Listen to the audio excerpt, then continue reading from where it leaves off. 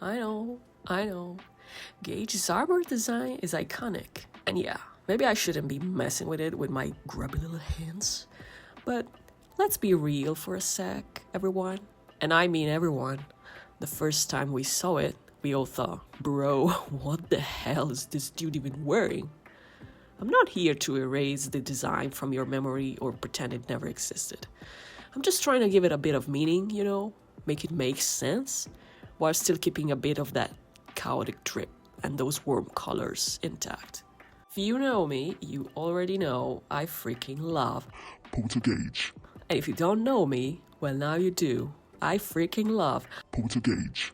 Hands down, he's my absolute favorite character in Fallout 4. Like, dear God, I will never stop thanking whatever divine force made the devs' brains click and go, yeah, let's make Gage a romance option.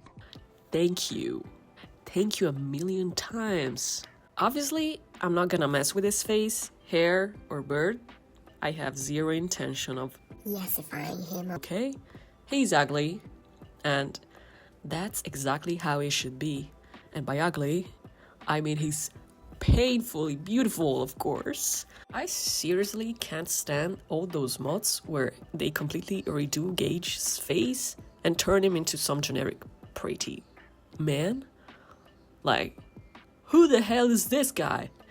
Anyway, back to the mission. I'm gonna try and come up with a design that actually makes sense.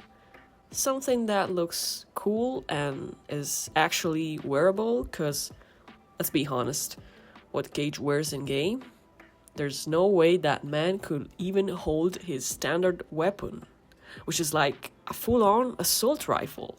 Alright? Everything's set, let's go. So first things first, we gotta take a moment to analyze and break down the original armor. Let's figure out what works and what really doesn't. Spoiler, a lot of it doesn't work. We're gonna take notes in red for this part. So, first off, there's this thing I like to call the cage that wraps around his torso. It looks super uncomfortable. I have no idea what it's even supposed to be. So yeah, this whole thing here makes zero sense. Then we've got the shoulders, which are just fully exposed. But hey, these arm guards, we can keep those. They kind of make sense for the wasteland. And I don't want to mess too much with the original vibe. These arm things though, they purely aesthetic, no function whatsoever. Maybe I could throw in some gloves. I'm not sure, yeah. Also, yeah. The first belt is literally attached to that cage thing. Moving down to the legs, these pouches straight up defy gravity. Like, how are these chains supposed to hold up bags that probably have stuff in them? It just goes against the laws of physics. So yeah, the way they're positioned right now, it doesn't work. They'd make more sense if they were like strapped to the belt with some actual support. Then we've got the knee pads, which honestly look super uncomfortable as well, the way they're built. Shin guards, I'll keep those. They're solid. And the shoes, oh man, I don't think it makes any sense. And also I think he should be wearing boots. We could also add some extra gear pouches to the belt right there. Also that belt should sit way straighter, or his pants are just gonna slide off every time he bends over. We could maybe move one of those pouches onto the belt, or even around to the back of it. And I don't know, yeah, maybe gloves. I'm still not 100% sold though, cause I don't want him looking like he's about to breach a building with a SWAT team. He's gotta stay in that casual rider or slender zone, you know? Now for the head. Obviously, his iconic eye patch stays. Stays all enduring. Now, no way I'm touching that. But even here, the strap he's wearing. Yeah, pretty sure he's breaking the laws of gravity as well. As you can see, I've already got the mannequin prepped and ready to go. So we can fully focus on dressing it up like those one of those Barbie games, you know? So let's kick things off with the torso, starting with the shirt. Let's see what we can come up with. So for sure, it would have some ripped edges, right? That maybe crop it like this and throw in a couple of tears here and there. Now, I'm messing with you. Don't get mad. I'll do it for real now, promise. All right, let's start with the eye patch. I'm gonna speed things up a bit here. As you can see, I moved the strap higher so it doesn't slide off. Honestly, that's something I always do when I draw Gage. It just comes naturally at this point. Then his iconic pea green top. I keep it. Right after that, I added the armor, but to properly connect it to the torso piece, I'll need to look at some references for ideas. For now, I'm throwing in some gloves, but spoiler, I end up removing them because I don't like how they look on him. He starts looking way too much like a cop. Then I moved on to the belt. Yeah, I know it loses a bit of its rugged charm now that it sits straight, but at least it actually works. I'm adding maybe a couple bags here too, I don't know. As for the leg push, bag, I don't know how to call these. I'm keeping the chains, but I added a strap that connects it to the main belt. That way it can't fall off and so it stays on. Technically, one chain would be enough, but I'm leaving both. Now, I need some references again. So first thing I steal is that forearm guard from the classic Raider armor set. And I'm slapping one on each arm. Still sticking with the Raider vibe, I added a big thigh guard. Not doing it symmetrically though, because you know the waistline isn't symmetrical at all. Stuff is just slapped together however it works as it should be. Then I threw in some chains and wires, strings, whatever they are. It looks pretty locked in place. From another outfit, I grabbed a knee guard, but only for the right knee. I'll remove the left one later to keep the design balanced. And finally, I find some inspo for the torso. Those chopped up car tires used to cover the traps? Yeah, from Fallout 76. I wedged them right under the metal chest piece, so now he's got shoulder protection too. Then I added the shin guards from the original design, because, you know, those actually made sense. Right, now I really gotta squeeze my little brain to figure out how to fix the torso armor. First things first, I need references. In the end, I think that the Raider Power Armor has a chest piece that could work for what I'm going for. I mean, it's nothing amazing, but hey, it's a start. You know, there is already a lot going on the top, so I don't want to make it too bulky. I do like the tubbing, though. It gives off like New Vegar heavy armor vibes, so I'm keeping that.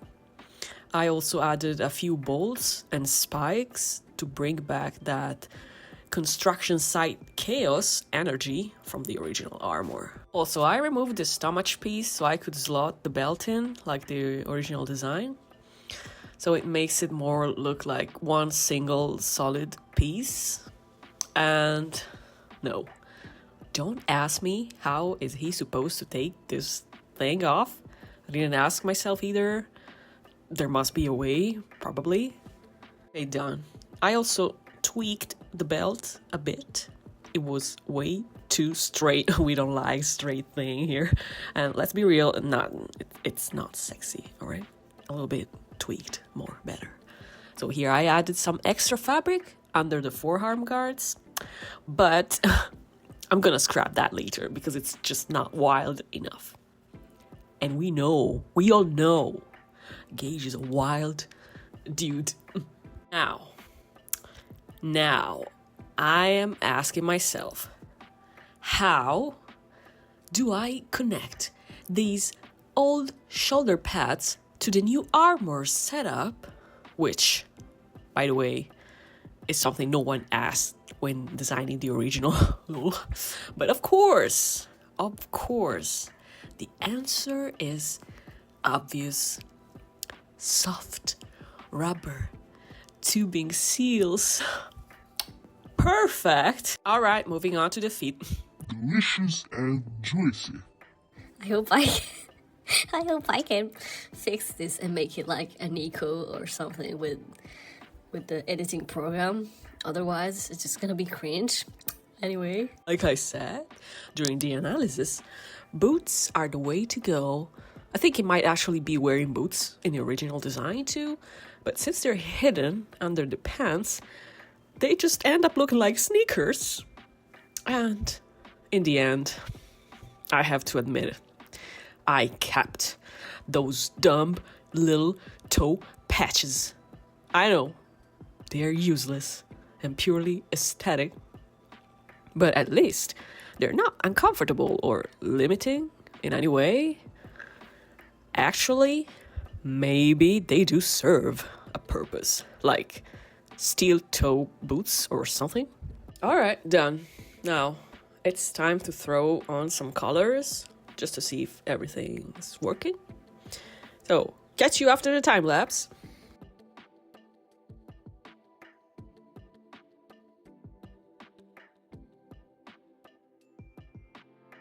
Alright, at this point, I'm just removing anything that feels off or that I'm not vibing with. And yeah, it's time. It's time to say goodbye to the SWAT gloves. Gage's beautiful hands need to be seen. They need to touch me. Alright, left knee guard, gone. Adios, bye. Everyone stop. This is it. The design looks ready. Now, all that's left is the final reveal.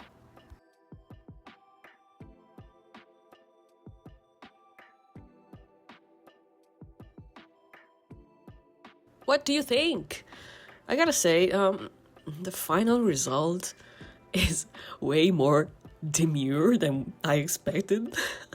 Honestly, I didn't want to completely overhaul the original design. I actually kept a lot of elements pretty much the same. Let's just say if you met Gage for the first time wearing this armor, your reaction would be more like, Wow. Who is this Bettis? He looks like he knows what he's doing. Threatening, sharp, in all the right places, kinda.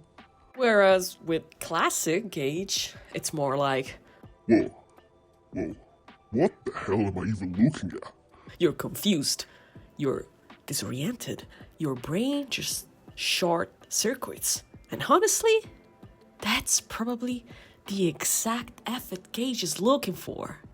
It's going for, right? He wants to throw you off.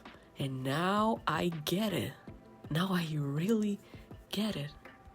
Oh, and obviously, I added a handle to the chest armor.